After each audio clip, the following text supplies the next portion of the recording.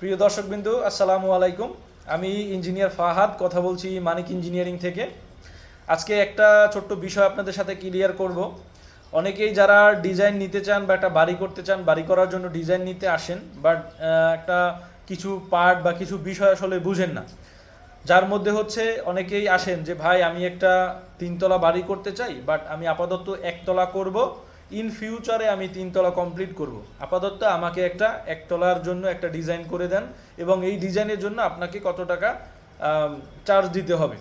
তো এখন মেনলি এই জায়গায় বিষয়টা হচ্ছে, যদি আপনি একটা তিনতলা বাড়ি করেন সেক্ষেত্রে অবশ্যই আপনাকে এখনই একটা তিনতলা ফাউন্ডেশন দিয়ে কাজটা শুরু করতে হবে। মানে হচ্ছে আপনাকে এখন একটা পূর্ণাঙ্গ তিনতলা বাড়ির ডিজাইন সংরক্ষণ করতে হবে এবং ওই তিনতলা ফাউন্ডেশন দিয়ে শুরু করে আপনার একতলা পর্যন্ত আপনার অ্যাবিলিটি বা আপনার বাজেট অনুযায়ী আপনি একতলা পর্যন্ত কমপ্লিট করতে পারবেন, বা আপনি যতটুকু চান ততটুকু আপনি কমপ্লিট করতে পারবেন।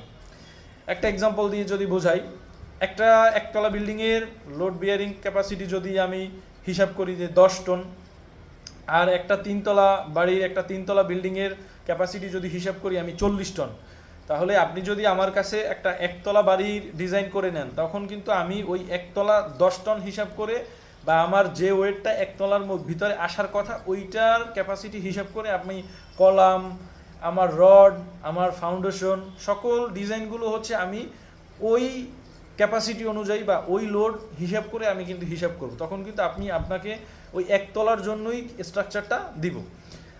এখন কথা হচ্ছে, যদি একতলার উপরে, তো আপনি তিনতলা করতে পারবেন না। একটা একতলা বিল্ডিংয়ের যে ক্যাপাসিটি বা একটা একতলা বিল্ডিংয়ের যে সক্ষমতা থাকে, বা তিনতলা বিল্ডিংয়ের সক্ষমতা তো এক না। আমি এই জন্যই বলেছি যে একটা একতলা বিল্ডিং যদি ক্যাপাসিটি হয় 10 টন, আর একটা তিনতলা বিল্ডিংয়ের হবে 40 টন, সেক্ষেত্রে আমি 10 টনের ক্যাপাসিটির স্ট্রাকচারের উপরে যদি 40 টন আমি দেই, সেক্ষেত্রে তো আমার স্ট্রাকচার ফেইল্ড করবে, যে কোনো সময় ভেঙে পড়তে পারে, হালকা ভূমিকম্পতে ভেঙে পড়তে পারে।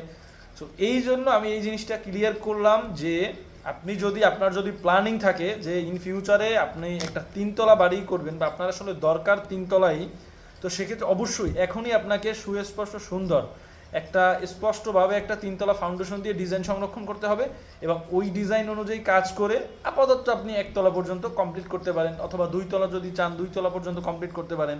আপনি যততলা বিল্ডিং করার ইচ্ছা, আপনার যদি মনে হয় যে আপনি 5তলা বিল্ডিং করবেন, সেক্ষেত্রে আপনার অবশ্যই 5তলা ডিজাইন নিয়ে 5তলা ফাউন্ডেশন দিয়ে আপাতত আপনি যতটুকু পারেন, একতলা পারেন, গ্রেড বিম পর্যন্ত পারেন, যতটুকু পারেন অতটুকু আগাতে হবে। অবশ্যই সম্পূর্ণ স্ট্রাকচারের ডিজাইন, সম্পূর্ণ ফাউন্ডেশন বা বেসটাকে পারফেক্ট ওই যে কয়তলা আপনি ইন ফিউচার করবেন ওইটার ক্যাপাসিটি অনুযায়ী। তো এই জিনিসটা আসলে অনেকে বুঝেন না। তো আসলে সবাই তো আসলে টেকনিক্যাল বিষয় না, হয়তো জীবনে প্রথম বাড়ি করে, বা বাড়ি তো মানুষের একটা স্বপ্ন, বারবার করে না। সো এই জন্য হয়তো আপনারা বোঝেন না। তো যার জন্য হচ্ছে আমি এই জিনিসটাকে আপনাদের মাঝে ক্লিয়ার করলাম। আমরা মানিক ইঞ্জিনিয়ারিং সর্বদাই আপনাদের পাশে আসি। বিল্ডিং রিলেটেড, ইন্টেরিয়র রিলেটেড যে কোনো কাজের জন্য আমাদের পাশে পাবেন, এবং যে কোনো প্রয়োজনে বা কনসালটেন্সির জন্য আমাদের কাছে ফোন করবেন। সবাই ভালো থাকবেন। আসসালামু আলাইকুম।